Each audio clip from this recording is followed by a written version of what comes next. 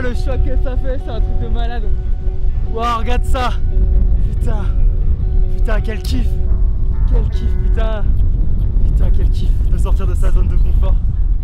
Putain, je suis choqué les gars.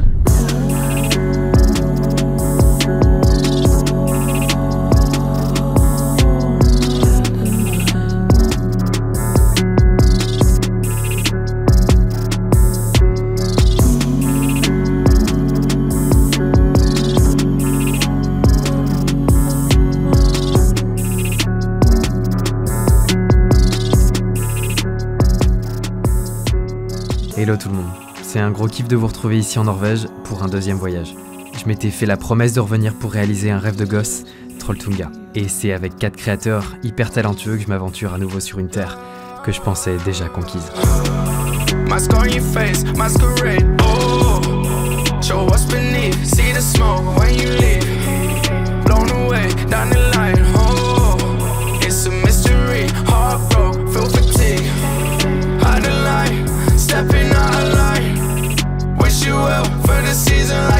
Après 8 mois, je revenais sur des spots que je connaissais bien désormais.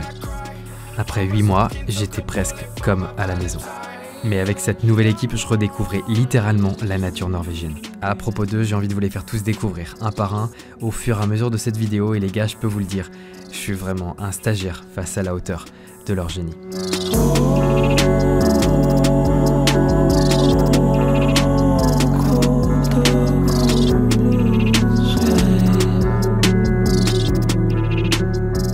J'en profite d'être sur cette série pour faire un peu les présentations de l'équipe. Beaucoup sont créateurs de contenu, beaucoup font des vidéos sur internet ou sur Instagram et on va présenter un peu tout le monde. Candice, salut Candice. Tu shootes avec quoi? Tu fais quoi sur les réseaux? Oh là là. Alors moi je shoot avec un Canon EOS 5D et l'objectif de Thomas qui est un 70-200. Et ton objectif normal c'est? C'est un 50 mm focal fixe, ouverture 1.8. Ok. Voilà, et qu'est-ce que je fais? Et bah, je crée des trucs et... Toi plutôt photo sur Instagram? Ouais, plutôt. Tu as une chaîne YouTube aussi? Ouais, photo vidéo, mais là tout ce qui est voyage ça arrive. Cet objectif est incroyable, on vient de le tester sur le quai, c'est vraiment une tuerie putain, ouais, c'est dingue. C'est Thomas. Thomas, tu fais quoi? Dis-nous tout, et tu shootes avec quoi? Yo, alors moi c'est Thomas, alias Youkik sur internet, sur YouTube, Insta, etc. Et du coup je shoot avec un Canon 80D actuellement, et avec couplé aussi ma 1835 1.8, stab Zone 32, et un drone Mavic 2. Et là on a un autre Lumix, GH5 aussi, Manu. Salut Manu. Moi c'est Manu, et toi, je shoot au GH5. tu shootes au GH5, Ouais, GH5 normal. C'est la meilleure fusion entre le GH5 et avec cet objectif. Et tu as un filtre ND dessus. Et j'ai un filtre ND Oya. Ouais. C'est un des meilleurs filtres ND, ça évite de trop voir la différence de couleur. Et en stab tu es sur quoi? Et j'ai un zoom crâne, donc voilà. Comme l'ami là-bas aussi. Comme l'ami, on est en duo, du coup c'est la même chose. Et côté drone, j'ai un Mavic 2 Pro, voilà.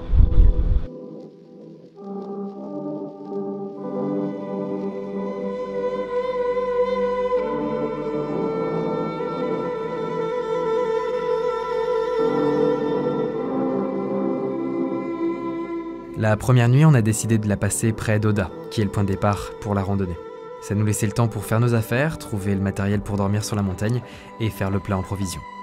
Les gars ont trouvé cette petite cabane norvégienne perdue dans les hauteurs et il n'en fallait pas plus pour se reposer avant le monstre qui nous attendait le lendemain. On en a profité aussi pour visiter des coins qui en valaient vraiment le détour.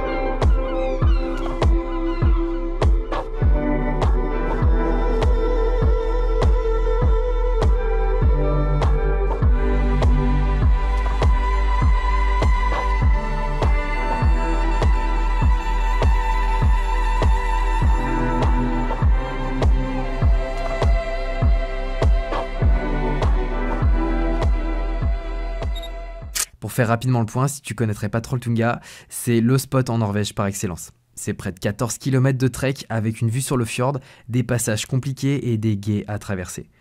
Le rocher, il est mondialement connu et les photos sont impressionnantes. En 2015, une étudiante australienne de 24 ans, Christy Kafkaloudis, chute depuis Trolltunga. C'est la seule mort enregistrée sur le site. Et depuis, le piton rocheux le plus célèbre de Scandinavie passe plus pour le défi touristique ou pour une attraction amusante. En 2009, seulement 500 personnes y montaient, contre 100 000 en 2016. Intrigué, voilà pourquoi on a décidé de s'y rendre, avec l'intention de redonner de la superbe à ce lieu magnifique. Les gars, ça y est, c'est le D-Day, on est parti pour faire Trolltunga. Ça faisait un moment, putain, que je rêvais de faire cette randonnée et de prendre de ces roches là-haut.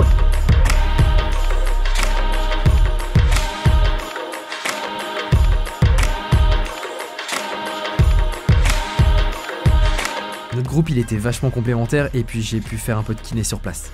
Eux m'apprenaient à me perfectionner en réglage manuel et moi je m'occupais de leurs petits bobos. Et les 2 jours de trail, à l'heure où je vous parle, je le sens encore dans les jambes. Trolltunga, c'est un sentier compliqué et Yukix, il en a fait les frais. À 3 heures de l'arrivée, vive douleur dans le mollet et impossible d'avancer. Et moi j'étais beaucoup trop loin pour le rejoindre. La faute, je pense à ses chaussures qui étaient comme les miennes, très peu adaptées à ces conditions. Sur place, il y avait d'ailleurs de gros passages sur la neige et mes conseils quand vous êtes crampé comme lui, c'est de boire beaucoup d'eau avant et pendant la rando. Portez des chaussures adaptées comme des tipsées de montagne et de vous étirer le plus souvent possible. C'est notre première petite pause là sur la randonnée de Trolltunga. On est en train de batailler avec une putain de propane butane.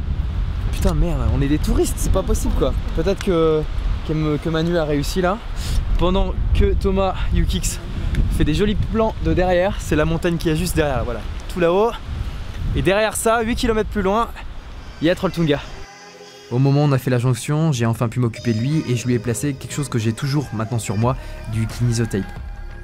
Alors vous avez sûrement dû en voir à la télé sur les athlètes et les effets sont multiples. Et après ces légers détails et une lutte acharnée pour mettre la tente. Ah ouais, d'ailleurs encore merci au camping Doda pour avoir préparé la deuxième tente qu'à moitié. La nuit à 5 dans une tente de 3, c'est royal. Enfin bref, on a enfin pu profiter du spot. On était les seuls sur place et voilà ce que ça donne.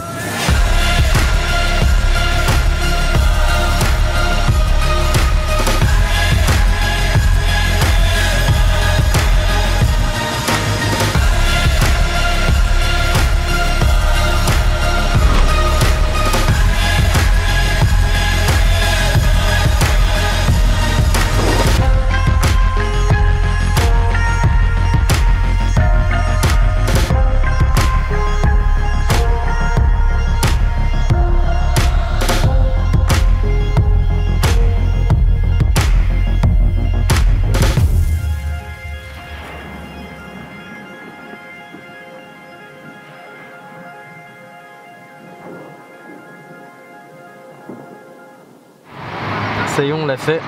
On s'est dépucelé de Trolltunga et c'était pas une mince affaire. Putain, je pensais pas que ça allait être aussi hard. En fait, la difficulté elle est pas dans la rando en elle-même, mais la longueur du truc. C'est long, putain. Et donc c'est long, donc t'en vois pas à la fin. Et quand tu regardes une carte sur internet, eh ben, ça te dégoûte encore plus. À la fin, tu souffres un peu. Donc faut aimer souffrir aussi un petit peu. Je pense qu'il faut être en accord avec ça parce que sinon tu prends ta rive puis t'as pas envie d'avancer puis tu passes pas un bon moment. Mais puis la meilleure c'est d'arriver devant ce putain de caillou et le lac aussi qui est avant qu'on voit, le fjord de là-bas au bout et de voir ça en vrai et t'as vraiment l'impression de voir un fond d'écran Windows en face de toi et ouais j'étais tellement fier d'être là, ouais. Tellement fier, grosse fierté quoi.